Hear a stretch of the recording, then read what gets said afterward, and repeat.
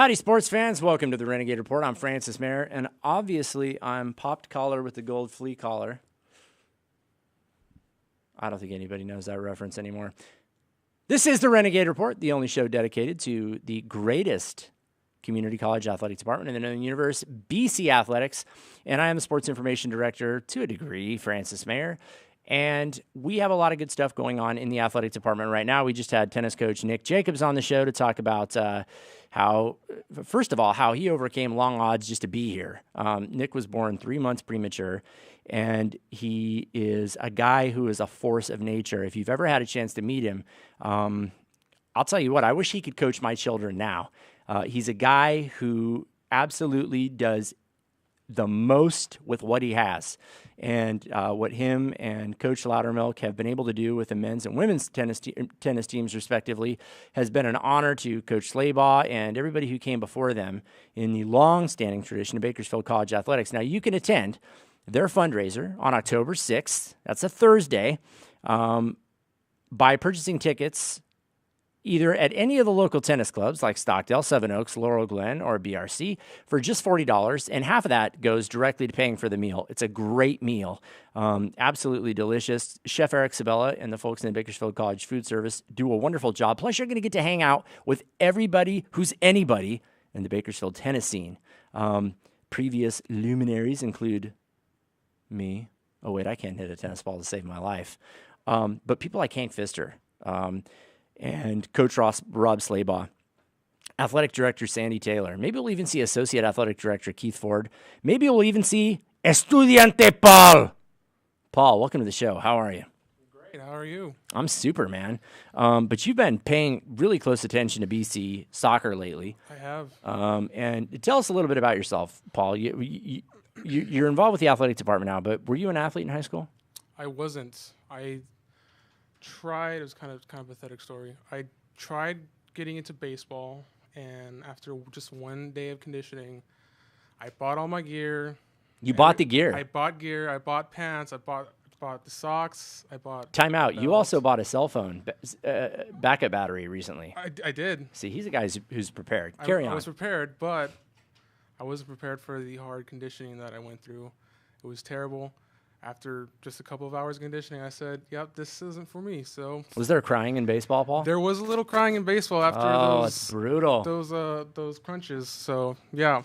Don't feel bad. Sometimes there's crying in adulthood. So, and it's not just because it's a little dusty in here. Yeah. Yeah, life is frustrating. But, Paul, you found something else that you're good at. You've shown a great aptitude for broadcasting, and you seem to like this business despite the fact that I've tried to talk you out of it. And we're glad to have you around. What is it that draws you to the broadcasting business? It started when I was a little kid. I just saw what they did in news and media and journalism, and it looked like an exciting field to pursue. I mean, it was either that or becoming law enforcement, which that was also an exciting occupation. But I don't know, it's just something about journalism attracted me, and I just wanted to pursue it. It's a license to be nosy. Like, I just got to ask you why you wanted to be in journalism. Like, if you weren't in this position that I'm in, it'd be like, well, what's it to you, dude? What's with all the questions? You writing a book? Maybe. Right? Yeah. And we get to get close to all the stories. And for me, as a sports fan, it's very exciting to be able to go up to a coach or an athlete after the game and ask him, dude, what were you thinking? Yeah. What happened right there? And you've been in that position with BC Soccer so far. How has that experience been for you? Of course, this is the first year that men's soccer has been back in almost 30 seasons, in 30 years. And we've kind of just kicked you right in the back and said, go for it. Yeah. Go ask uncomfortable questions. I wasn't really prepared, but as soon as I did it, it was pretty cool. I did it for high school. I went to Liberty High School, and I filmed the home football games, and kind of did the same thing. I filmed the game, and then afterwards I would interview the coach. It was pretty cool getting to stand right next to the other local stations, professional stations, because I'm no professional, so it's kind of intimidating. But yeah, as anybody in this building will tell you, a big part of the game is faking it and appearing that you do belong. That you there. look like, yes. you just have to fit the part. Yeah, look the part. That's it.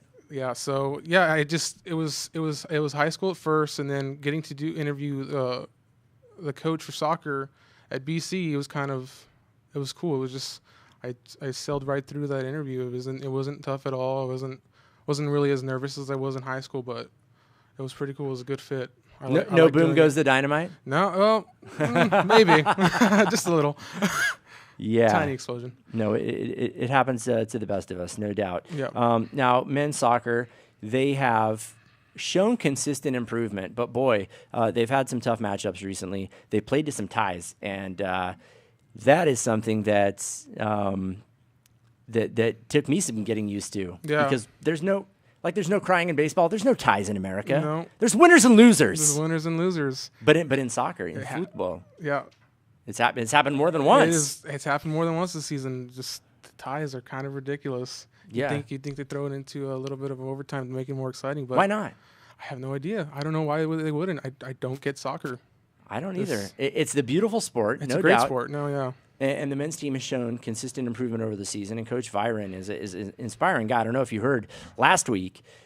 He told the team after they beat Hancock, before they beat Hancock, he said, "Hey, you wear a shirt that has Bakersfield on the front. Do you know what this community is known for?" Kind of looks at each other. Bad air quality? No. Coach Viren says it's known for hard work. Yeah. If you ask anybody what we do here in Bakersfield, we definitely work hard.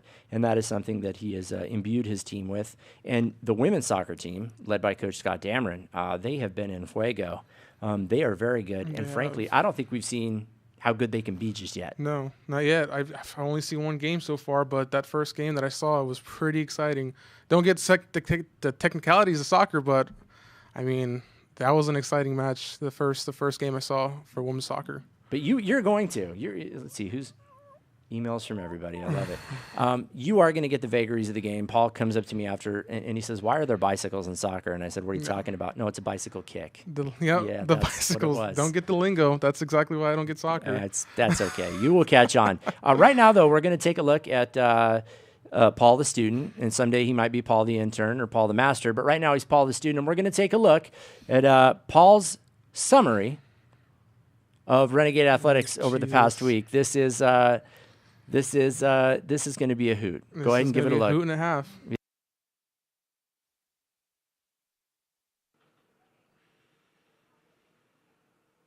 Hey, Renegade fans, I'm Paul Villanueva, and here's the week in BC Athletics. Last Friday, BC Volleyball with a big weekend. First victim, Cal Lutheran's JV squad falls 3-0, never getting closer than the 25-19 score they posted in the final set. Then it was off to Palomar, and they didn't do much better against the Renegades, BC running through them in straight sets as well.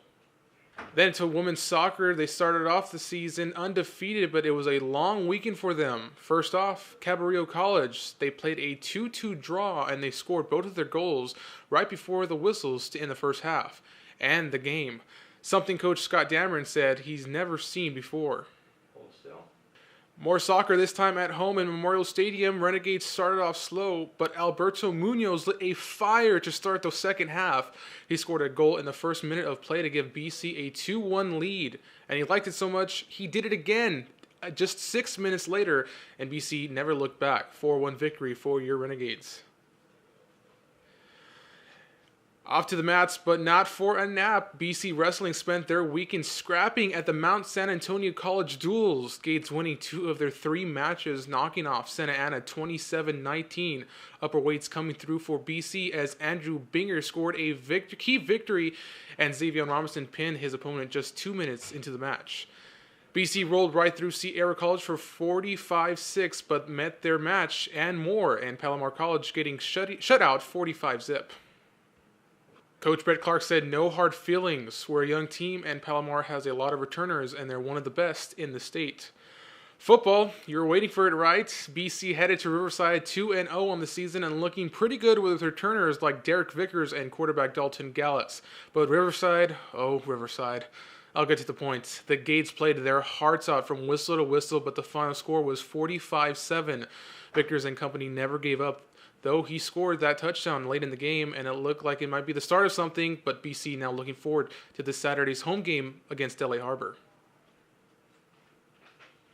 To BC Women's Golf, they took 4th place at Elkins Ranch Monday. Jeanette Chuan-Chan led BC with a low score of 78. And now you're up to date on the week in BC athletics. Francis, I'll send it back to you. You're going to send it back to Paul and I. I bet And you me, didn't know yeah. that you were going to. How do you feel about that? How does it feel to see yourself? I hate looking at myself. I hate it. I don't know why. I mean, other people say it's pretty cool to see me on camera, but I just don't. I can't stand looking at myself. I did it in high school. I used to do the school news, and I did it every other week. But Dude, I'll tell you what. You got a solid hairline too. Wait until you got to deal with this business. yeah, I hope that doesn't happen. Profile, Chris. Can you go ahead and go back to camera one? Take a good look, dude. That's your future. All right. Give yourself massages. Avoid the stress, and then at the first sign of loss, No. Rogaine. Yeah, I already got gray hair. You probably can't see. Obviously, you can't see, but I'm an I old can see man. it. I'm going to take a picture of it and repost it.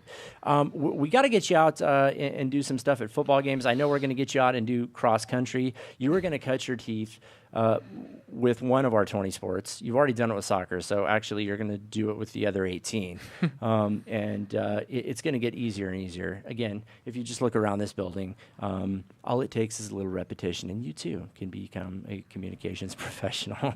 Yep. Look at me. Wait, professional? Ooh, I don't know. Okay, we're going to come back and we're going to talk about this weekend's football matchup, and we're going to talk about how you could win $500 if you've got the willy-nilly for the chili. Ooh, that rhymed, but not so good. More Renegade Report is coming up next.